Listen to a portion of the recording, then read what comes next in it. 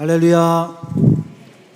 네, 성가대 은혜스러운 찬송 너무 감사드립니다. 자, 오늘 함께 은혜 받으실 말씀 제목은 이해하시는 예수님이라는 제목으로 함께 은혜를 나누겠습니다. 구약 인물 가운데 다윗은 압살롬 반란이 일어나는 도저히 이해할 수 없는 상황 가운데 자신을 저주하는 사람을 이해하는 그러한 모습을 보여주었습니다. 오늘날 우리의 신앙생활도 도저히 이해할 수 없는 일들이 교회에서도 일어날 때가 있습니다. 그렇기 때문에 신앙생활 가운데 도저히 이해할 수 없는 일이 일어난다 할지라도 하나님의 은혜가 계속 공급되어지기만 한다면 시험 들지 않습니다. 하나님의 은혜가 이해할 수 없는 사건을 하나님의 마음으로 바라보게 되는 것입니다. 그렇기 때문에 신앙생활은 끊임없이 은혜를 받아야만 된다라는 것입니다. 그것은 사람의 눈으로 볼 땐 도저히 이해할 수 없는 일이지만 하나님의 은혜가 임함으로 은혜가 공급되어졌기 때문에 하나님의 지혜로 바라보게 됩니다. 또한 이해의 폭이 넓어지니까 마음도 넓어집니다. 그렇기 때문에 오늘 말씀을 통해 오늘 우리의 신앙생활 가운데 이해할 수 없는 사람, 이해할 수 없는 사건, 이해할 수 없는 각자 내 자신 바라보면서 하나님의 은혜가 임할 때에 그전에는 도저히 이해가 안 간다. 그래서 직분을 맡았다가 중간에 그만두고 신앙생활 하다가 나 이제 안 할래. 그런 마음을 품었지만 은혜가 임하기만 한다면 어떠한 상황 가운데서도 이해하는 지혜를 주시고 이해하는 용서의 마음을 주시고 이해하는 만남을 허락해 주신다는 것을 믿으시기 바랍니다. 자, 첫 번째로 다윗은 자신을 저주하는 시므이를 이해했다. 압살롬 반란이 일어났을 때에 다윗이 얼마나 어려움이 있었는가. 신발도 안 신었기 때문에 발바닥에 피가 날 정도였다는 거예요. 뭐 옛날에 아스팔트 길이 있었겠습니까? 그 정도로 어려운 상황이었는데 사울의 가문에 시므이라는 사람이 다윗에게 돌을 던지면서 저주를 하였습니다. 사무엘하 16장 5절 6절 말씀 볼 때 사무엘하 16장 8절에서는 사울의 족속의 모든 피를 여호와께서 내게로 돌리셨도다. 이 시므이가 얼마나 오랫동안 다윗의 그 통치를 보면서도 이 사울의 족속의 모든 피라고 하니까 다윗이 왕 됐을 때 아닙니까? 최소한. 그러면 반란이 일어났을 때가 다윗이 61세니까 다윗이 30세에 왕이 됐으니까 30년 동안 자기 집안에 그 한을 품은 거예요. 그렇기 때문에 반란이 일어나자마자 시므이는 다윗에게 돌을 던졌습니다. 이때 사무엘하 16장 9절 말씀 볼 때에 다윗의 신하 가운데 아비새가 왕이시여 시므이의 목을 베겠습니다 라가 아니라 베게 허락을 해달라고 그랬어요. 이것을 볼 때 다윗의 신하들이 얼마나 충성스러웠는지 알 수가 있습니다. 누가 봐도 죽여야 되는 상황인데 그러나 다윗은 시므이를 이해했습니다. 다윗은 자기 아들인 압살롬도 나를 죽이려고 하는데 베냐민 지파인 시므이가 나에게 저주한 것은 하나님께서 시므이를 통해 나를 저주하게 하십니다. 그렇게 오늘 사무엘하 16장 오늘 본문 말씀에 10절에서 말씀하고 있습니다. 그런데 다윗이 시므이에게 이렇게 돌을 던지고 심지어는 원로 목사님은 흙을 뿌렸대요. 얼굴에 흙을 확 뿌리면서 이거나 먹어라. 여러분, 그렇게 누군가 흙을 뿌렸을 때 아이고 기분 좋아 그런 사람 누가 있겠어요? 누가 봐도 아무리 온유한 사람도 급발진하게 돼 있어요. 그런데 다윗은 그걸 참은 거예요. 참은 정도가 아니라 어떻게 그런 상황에서 하나님이 나를 책망하신다라고 여겼을까요? 여러분, 부부싸움 하다가도 내 배우자가 나하고 싸울 때 이건 하나님의 책망이야 이렇게 느끼기가 쉽습니까? 그러니까 다윗이 압살롬 반란 가운데 시므이가 저주하고 돌을 던질 때 그것을 하나님의 책망으로 여긴다는 것은 놀라운 다윗의 신앙이었다는 것입니다. 그런데 그 정도가 아니라 다윗이 시므이가 자기에게 돌 던진 거에 대해서 하나님의 책망으로 여긴 이유가 사무엘하 16장 12절 말씀에 나와 있습니다. 혹시 여호와께서 나의 원통함을 감찰하시리니 오늘날 그 저주가닥에 손으로 내게 갚아주시리라 하고. 여러분, 저와 여러분이 살다 보면 힘든 일이 있습니다. 원통한 일이 있습니다. 그것을 똑같이 갚아버리겠다가 아니라 하나님이 하시도록, 하나님이 나의 원통함을 아시고 풀어주실 것이다. 다윗은 그런 마음을 품었다는 거예요. 그래도 왕인데 왕 한마디면은 그 시므이 같은 사람 금방 죽는 거 아니에요? 어떻게 이런 마음을 품을 수 있었을까? 시므이에 대한 다윗의 이러한 대단한 이해가 얼마나 엄청난 것이었는지 알 수 있는 것은 다윗이 압살롬 반란을 일으켰을 때 다윗의 나이가 61세예요. 뭐 오늘날 61세면 청춘이죠. 그런데 61세면 다윗이 아들에게도 쫓겨났고 명예가 없어진 때예요. 그러면 만약 다윗이 건장하고 힘이 있는 전성기 시기였다면 시므이가 과연 돌을 던졌을까요?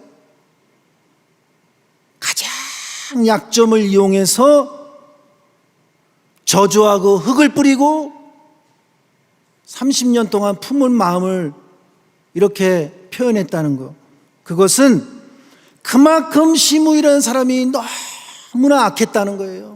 극악한 사람이었다는 것입니다. 그런데 이러한 극악한 사람까지도 다윗은 내 아들도 나를 죽이려고 하는데 라고 하며 이해했다는 것입니다. 시므이에 대한 다윗의 이해는 그 정도에서 끝이는 게 아니라 반란이 진압될 때에 시므이를 죽이지 않았습니다. 사무엘하 19장 22절 23절에 오히려 그를 신하로 삼았다는 거예요. 그 근거는 솔로몬이 왕이 되었을 때에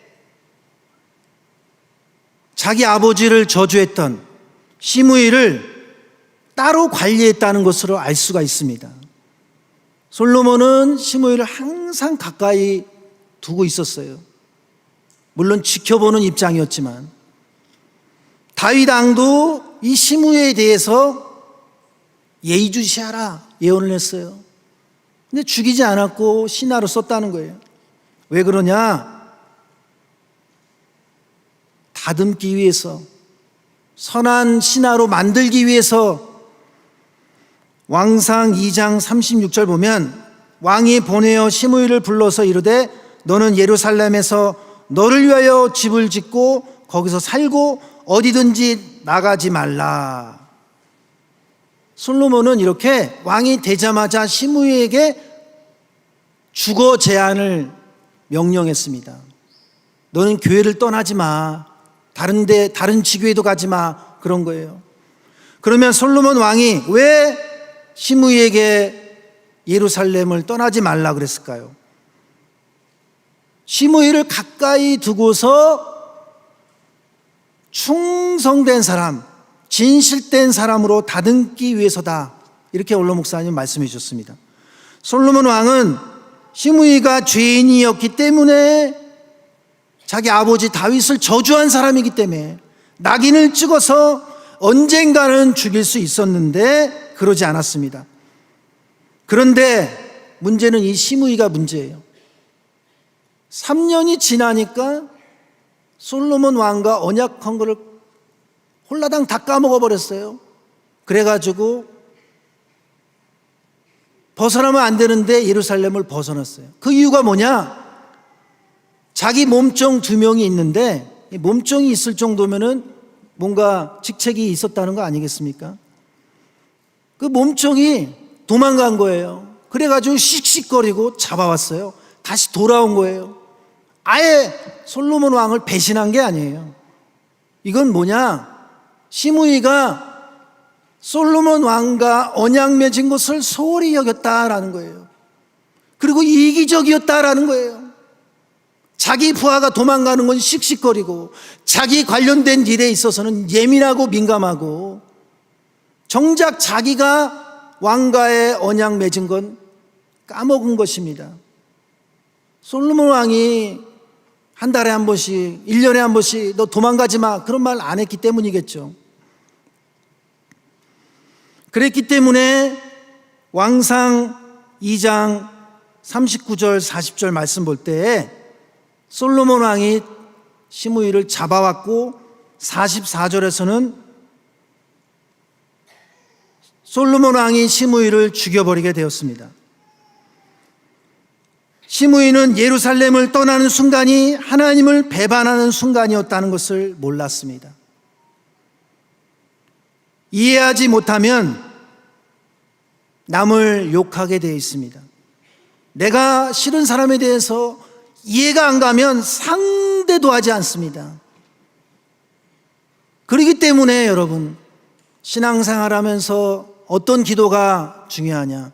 하나님, 신앙생활 하다 보면 저런 사람 만나야 되고 이런 사람 만나야 되고, 근데 그때마다 내가 시험 들 수 없으니 그때마다 그 시험 들게 하는 그 사람보다, 그 사건보다 더 강력한 은혜를 허락해 주시옵소서. 그런 마음으로 기도하시길 바랍니다.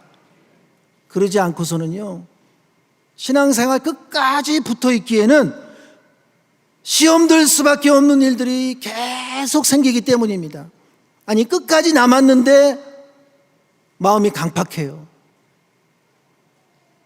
그런 모습보다는 끝까지 남았는데 은혜스러운 사람, 그러려면 이해하는 은혜를 달라고 여러분 기도하시기를 다시 한번 주님의 이름으로 축원합니다.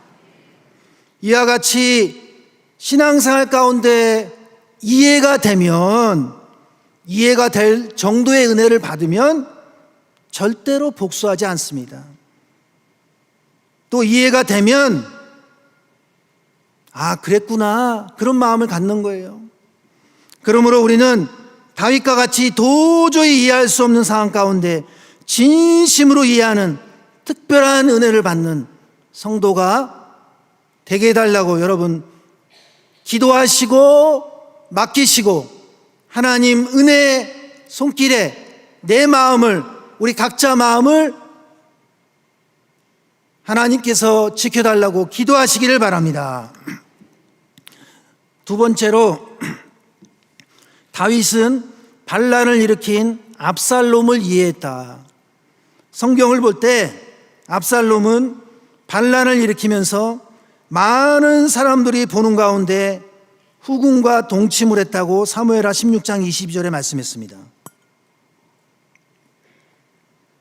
뿐만 아니라 압살롬은 자기를 위하여 병거와 말들과 전병 50명을 준비했다고 사무엘하 15장 1절에 말씀했습니다.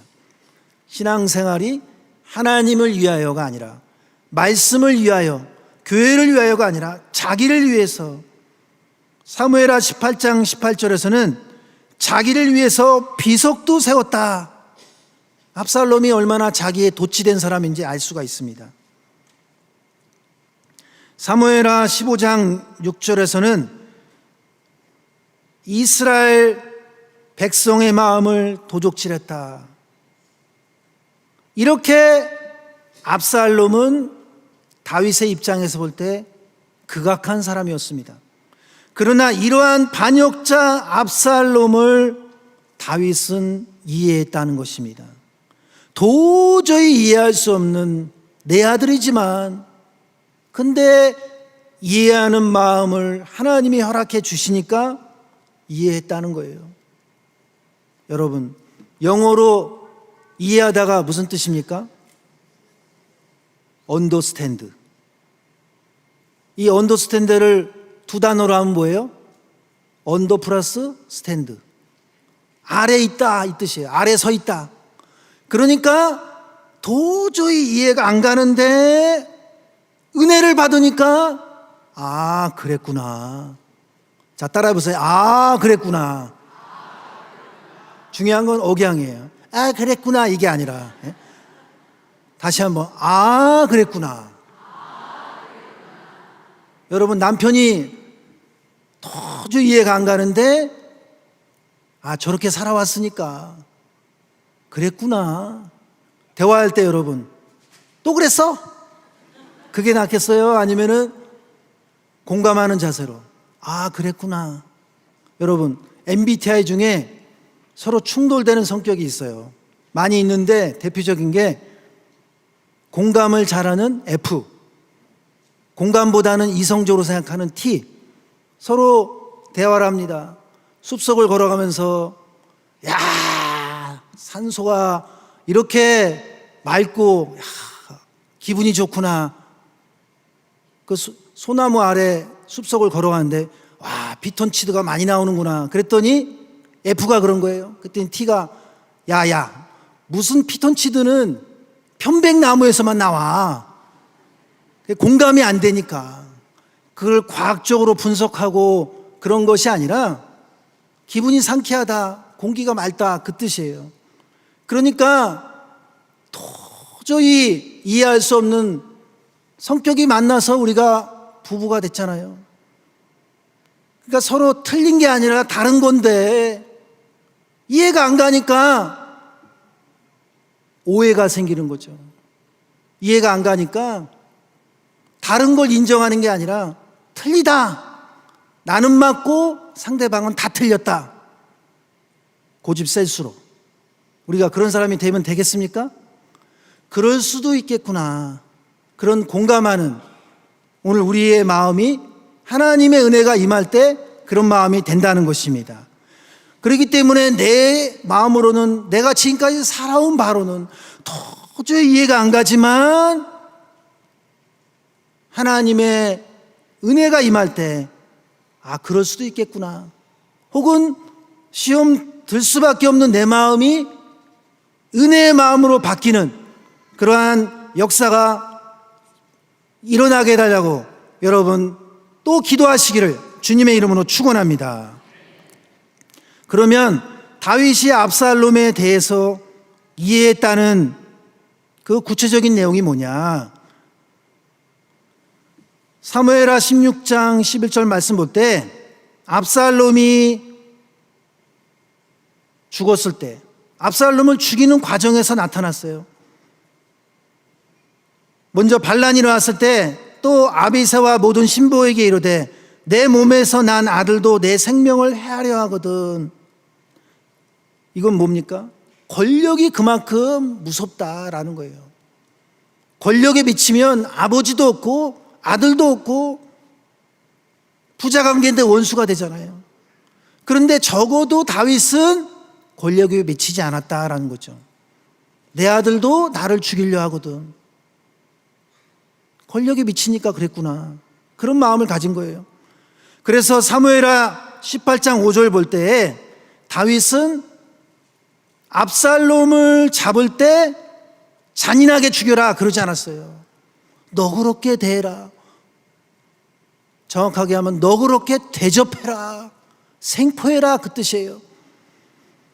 왕이 요압과 아비새와 이때에게 명하여 가로되 나를 위하여 소년 압살롬을 너그러이 대접하라.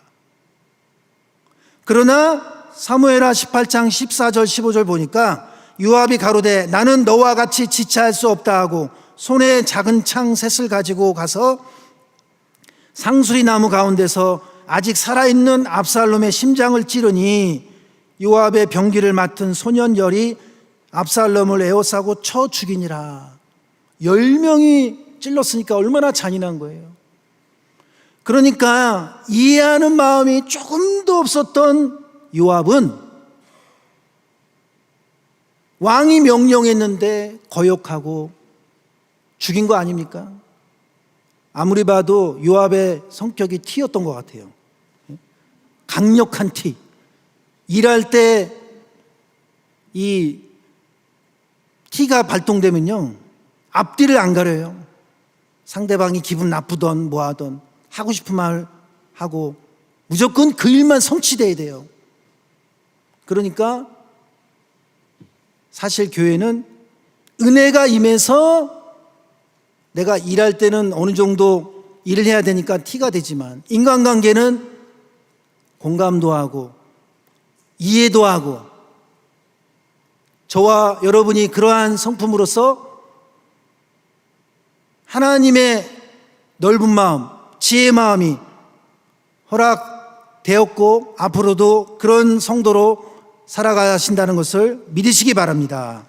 사무엘하 18장 33절 보면 압살롬이 죽었을 때 다윗의 이해하는 마음의 절정을 볼 수가 있습니다. 뭐라 그랬냐? 왕의 마음이 심히 아파 문으로 올라가서 우니라. 저가 올라갈 때 말하기를 내 아들 압살롬아, 내 아들 압살롬아, 압살롬아, 내가 너를 대신하여 죽었다면 압살롬 내 아들아 하였더라. 통곡을 하면서 대신 죽었다면 이런 고백을 한 거예요. 이것은 압살롬이 피조물이었지만 대속의 십자가의 그 원리를 고백한 것입니다. 압살롬에 대해서 진심으로 이해했던 다윗의 아버지 다윗의 이러한 마음은 나를 배신해? 공개 처형해? 당장 죽여버려가 아니라 십자가상에서 인류의 죄를 대신해서 돌아가신 그 예수님의 마음이 다윗에게 임한 것입니다. 윤리 도덕적으로 아버지의 심정을 기록한 것이 성경이 아닙니다. 다윗이 대신해서 내 아들 대신해서 죽었다면 이 고백은 오늘날까지 우리를 위해서 중보기도 하시는 예수님의 사랑의 기도, 용서의 기도와 똑같은 원리를 담고 있습니다. 그러므로 오늘 우리의 신앙은 이렇게 대속의 신앙. 여러분 자녀가 아플 때 부모님 중에 차라리 내가 아픈 게 낫지. 그럼 부모님, 그 부모의 심정 부모라면 가지고 있지 않습니까? 애긴 애기고 난 나지 뭘 그런 마음을 가져요. 그런 부모님도 계시겠지만 대신해서 내가 차라리 아팠으면 좋겠다. 너무 애긴데 아프니까 그런 마음 갖지 않습니까? 그렇기 때문에 이해하는 마음의 절정은 예수님의 마음이라는 거예요. 자, 큰 세 번째로 압살롬의 죽음을 다윗 왕에게 전달하였던 두 사람의 이해를 살펴보겠습니다.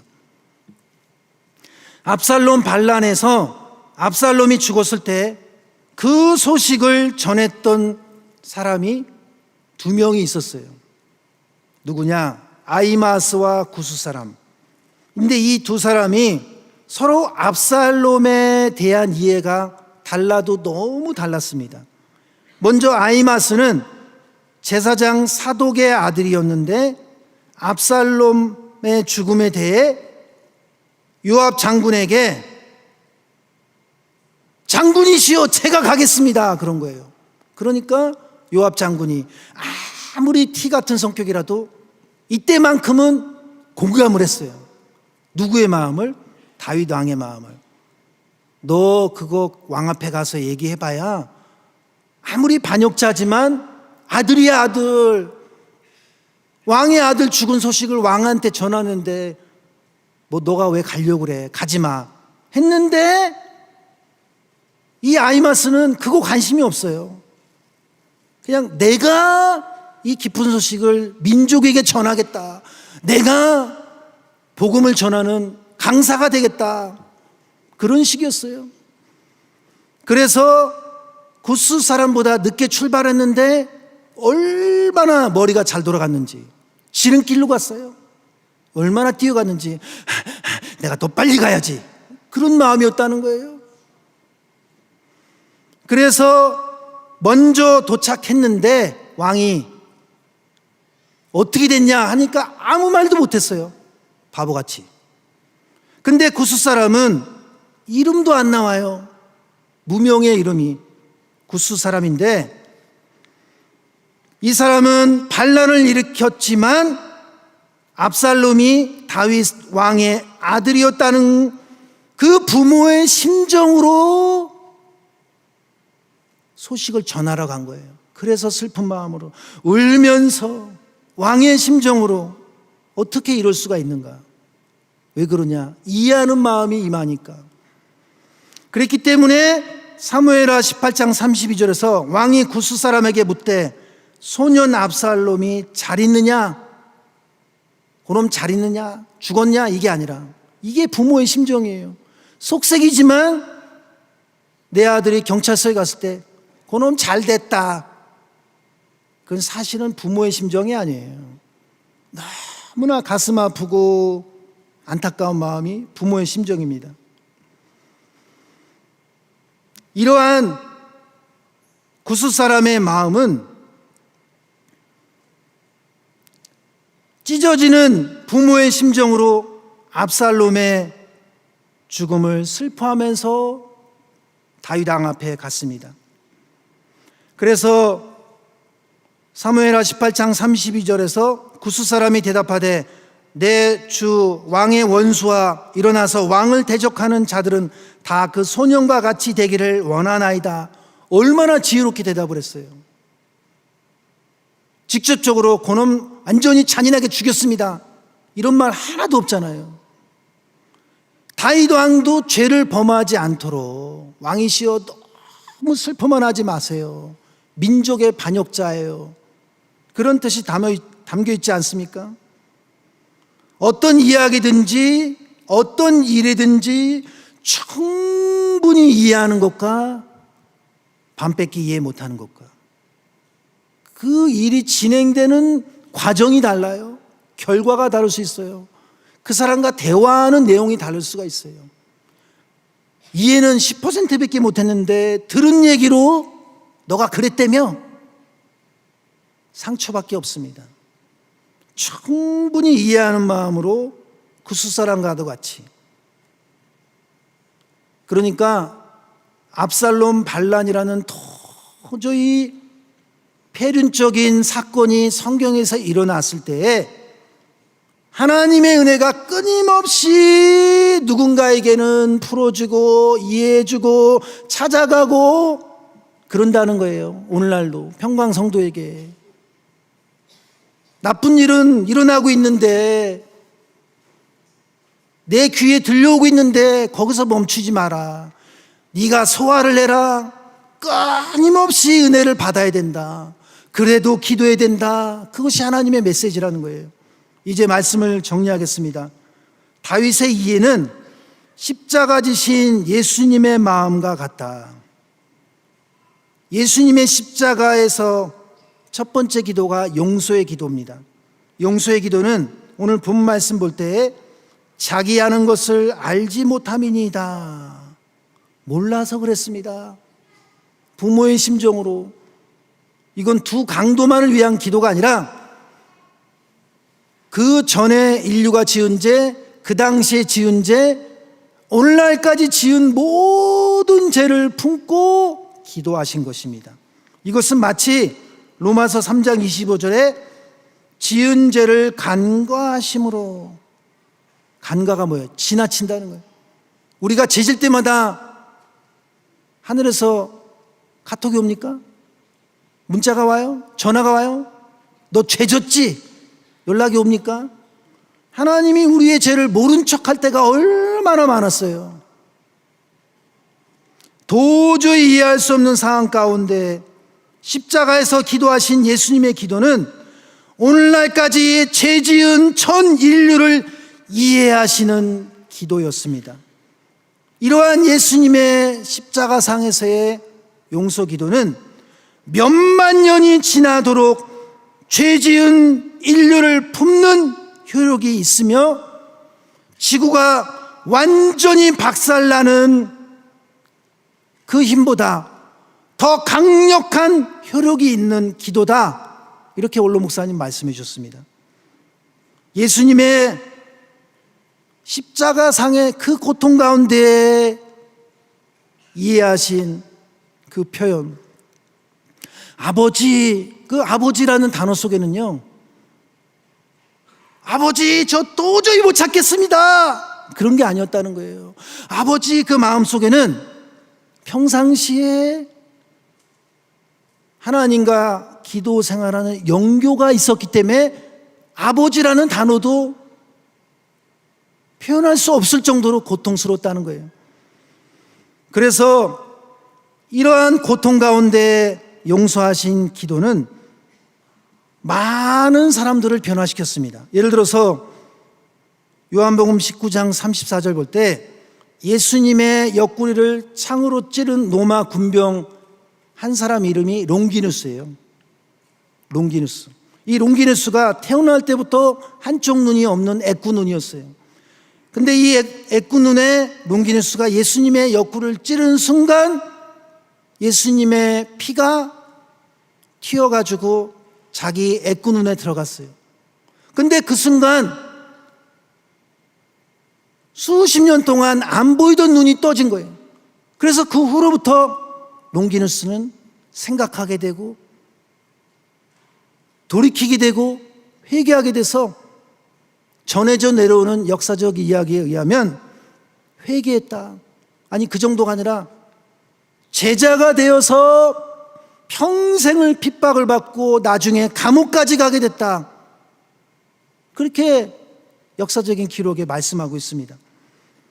그러니까 예수님의 이해는 자신을 죽이려고 하는 로마 군병도 이해하시고 생명 창조의 능력이 있는 피로 즉시 고쳐주셨습니다. 그래서 롱기누스는 나는 죽이려고 했는데 왜 저분의 피가 들어가는 순간 내 눈이 떠졌을까 고민한 거예요. 근심한 거예요. 은혜가 임해서 예수님의 넓은 마음에 롱기누스에게도 전달이 돼서 이해하는 롱기누스가 됐다는 거예요. 여러분, 이 예수님의 기도가 오늘날까지 전달되고 있습니다. 여러분, 지옥의 연습이 뭐냐? 이 땅에서 지옥 생활이 바로 천국에서의 죽은 다음에 지옥 생활이 이 땅에서도 연습이 된대요. 반대로 죽은 다음에 천국 생활이 이 땅에서도 천국을 연습한 다음에 간다는 거예요. 그러면 지옥 생활의 연습은 뭐고 천국 생활의 연습은 뭐냐? 지옥 생활은 끊임없이 오해가 샘솟듯하는 거다. 지옥 갈 정도로. 지옥 가서도 오해하고 있어요. 자신을 전도 안 했다고. 그러니까 조금만 무슨 말만 해도 오해를 해요. 태생적으로 오해를 잘한다. 만약에 그런 성격이다. 정말 기도 많이 해야 돼요. 잘 삐진다. 안 삐지도록 나 좀 고쳐주세요. 저와 여러분이 하나님께 맡겨야 됩니다. 근데 천국의 연수이 뭐냐? 끊임없이 이해가 샘솟한다, 만족한다, 감사한다 라는 거예요. 도저히 불평할 수밖에 없는 최악의 조건인데 여호수아 갈렙은 오해한 게 아니라 이해했어요. 성경의 위대한 인물들은 모두가 그렇구나, 나한테 서운하게 두고 보자. 1년 전에 내 배우자가 날 째려봤음. 별것도 아닌데 치부책에 다 적어놓지 않았습니까? 오늘부터 당장 지워야 됩니다, 여러분. 그래서 오늘 우리의 신앙이 에스겔 성전의 생명수가 뭐냐? 딴 게 생명수가 아니에요. 예수님의 십자가상에서의 그 기도가 과거와 현재, 오늘날까지 미래적인 모든 인류의 죄를 다 품고 기도하셨다. 오늘날까지 끊임없이 오해가 일어나고 오해할 수밖에 없는 사람, 오해할 수밖에 없는 사건을 접하고 있습니다. 그런데 지금까지 기독교 복음이 전수되고 전달된 것은 십자가상에서 예수님의 그 기도가 생명수 강물처럼 끊임없이 이해를 생산하고 도와줘야겠다는 마음을 생산하고 용서의 마음을 생산하고 있다는 거예요. 그래서 저와 여러분이 어떤 사람이 되야 되느냐? 만나기만 하면 그 사람은 생명수 강물처럼 살아나는 사람, 살려주는 사람, 입만 열면 남을 까는 사람이 아니라 입만 열면 그 사람 이런 단점이 있지만 이런 장점도 있어. 10명 중에 9명이 그 사람을 험담할 때 여러분 그게 좋습니까? 같이 험담하는 게 좋습니까? 아무도 대답 안 하네요. 아무 관심이 없어요. 다시 묻겠습니다. 입만 열면 남을 살리기 때문에 모두가 욕할 때 그래도 그 사람은 기도 생활은 해. 입이 무거워. 그렇게 한마디라도 해주는 게 좋습니까? 아니면 같이 험담하는 게 좋습니까?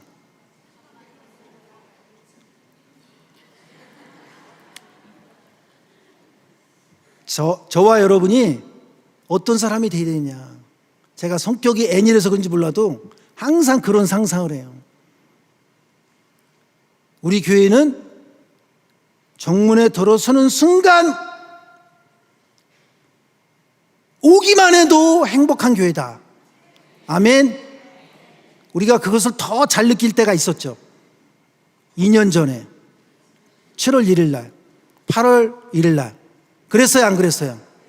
근데 지금 다 까먹었잖아요. 앞으로도 그러한 은혜로 전 성도가 행복한 교회 꿈꾸시길 바랍니다. 상상하시길 바랍니다.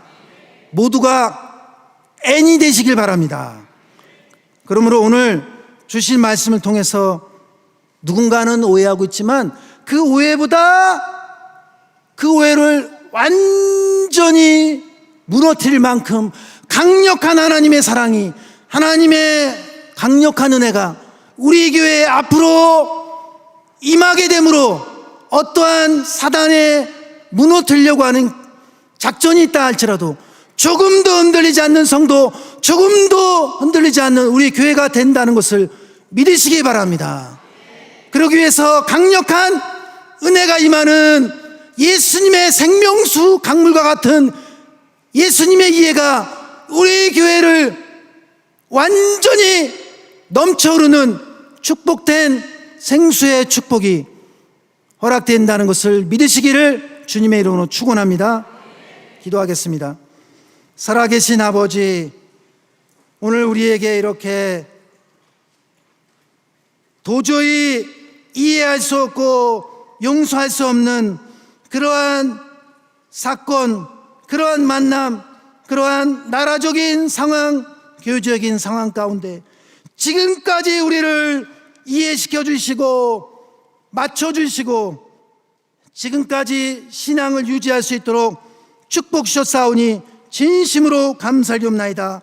앞으로도 어떠한 낙심할 수밖에 없는 사건이나 이야기를 듣는다 할지라도 우리는 굳건한 이해가 넘치는 은혜가 임하게 하여 주시옵소서.